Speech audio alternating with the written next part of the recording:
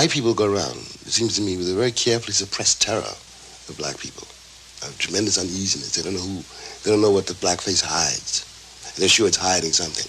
What it's hiding is American history. You know, what it's hiding is what white people know they have done and are doing. You know, it's what, you know, white people know very well one thing, and it's the only thing they have to know. If they know this, everything else I say is a lie.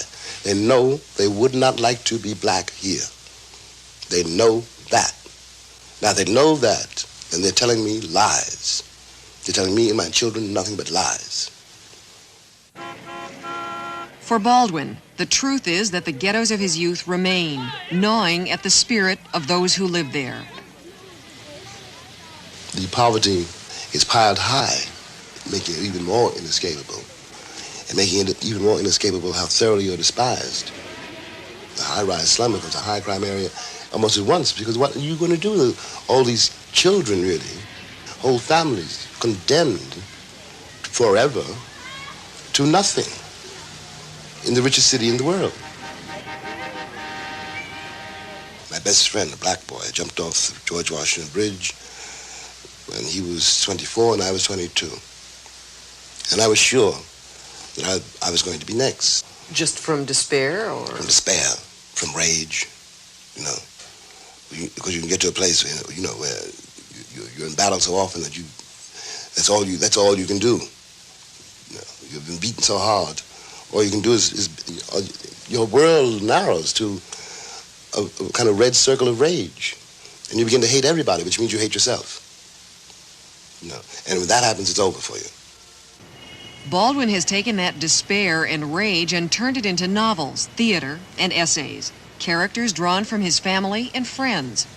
This fall, Dial Press is publishing his 19th book, a novel called Just Above My Head, the story of a black gospel singer during the civil rights struggle.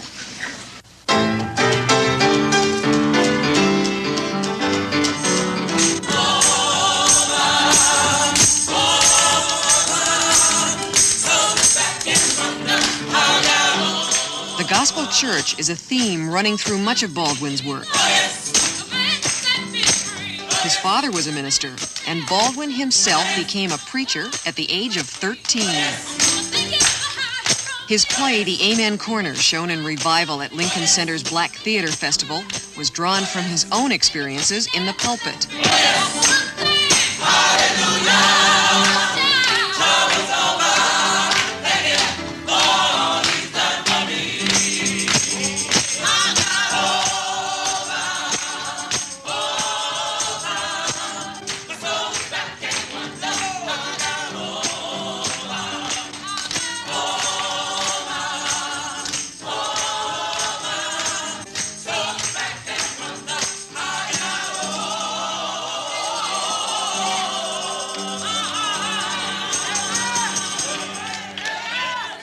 For many growing up in poverty, the church is the only consolation.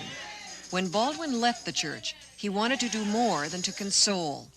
Often, Baldwin speaks to youngsters who grew up as he did, letting them know the future holds a place for them.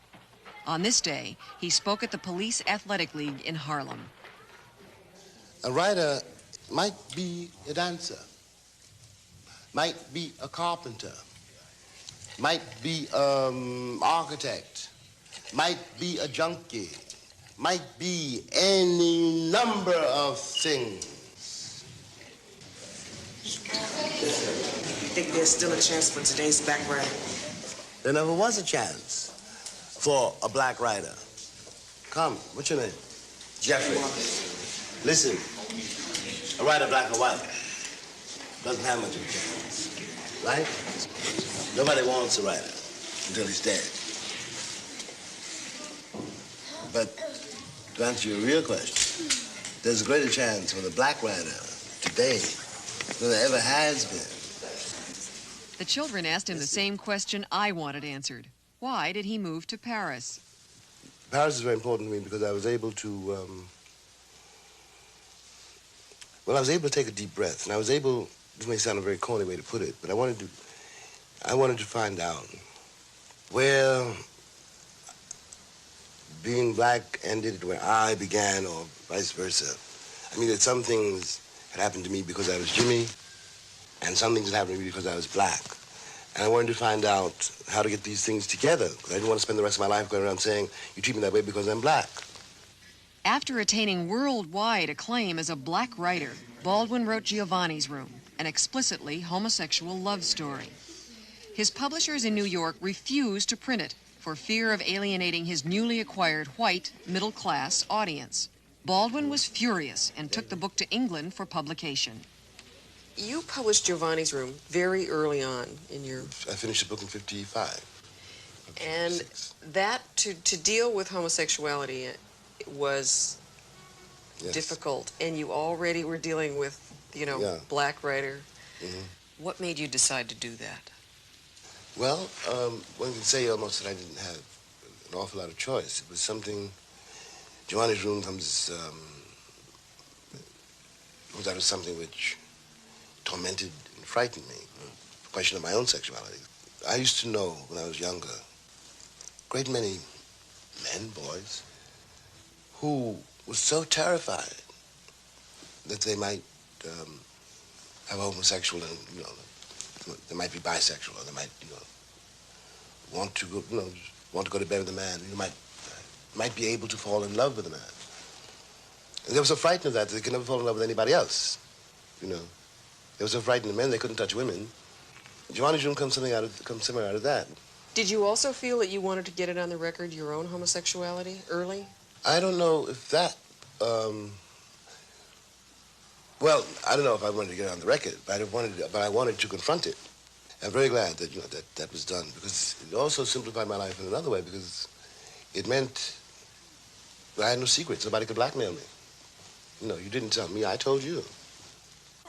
James Baldwin is one of those lucky people who's never been unsure of his family's love.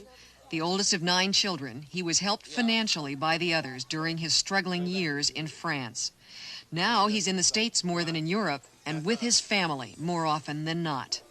With the success of his books, he was able to buy a Manhattan apartment building where his mother and several family members live now. Mrs. Baldwin's apartment is a center of activity for the whole family. Did you think he was going to be as big a success and as important? No, I didn't think that. But I knew that he had to write. Barbara! Brothers and sisters and friends of the family were there. Nieces and nephews underfoot. How's everybody? He still can't upstage me now. Conversation ran the gamut of subjects, but Baldwin's mood turned when we spoke of the American attitude toward blacks. It's a price this republic exacts. Any black man or woman walking. And that is a crime. I paid for that crime in my life. And I don't believe my countrymen anymore. They will not do to him what they failed to do to me. I was 7 years old 47 years ago, and nothing has changed since then. Look. I don't mean it to you personally. I don't even know you. I got nothing against you. I don't know you personally, but I know you historically. You can't have it both ways. You can't swear to the freedom of all mankind and put me in chains. It sounds as if you believe that slavery put a curse on us somehow. Well, it is a curse, The American sense of reality is dictated by what Americans are trying to avoid. And if you're trying to avoid reality, how can you face it? If you don't know what is going on in the ghettos of this nation, in the hearts and minds of women and men you see every day, you don't, first of all, in that case, you don't really know what's going on in your own heart and mind. And you have no way of knowing what's going on in the hearts and minds of millions of people on this globe. You have told people, this nation in particular, a lot of what they don't want to hear. Yeah, I have. I've tried. You never know. But I tried, yes, to, the Haley song says, wake the children sleeping. One's supposed to be a disturber of the peace. Still preaching, huh? Yeah.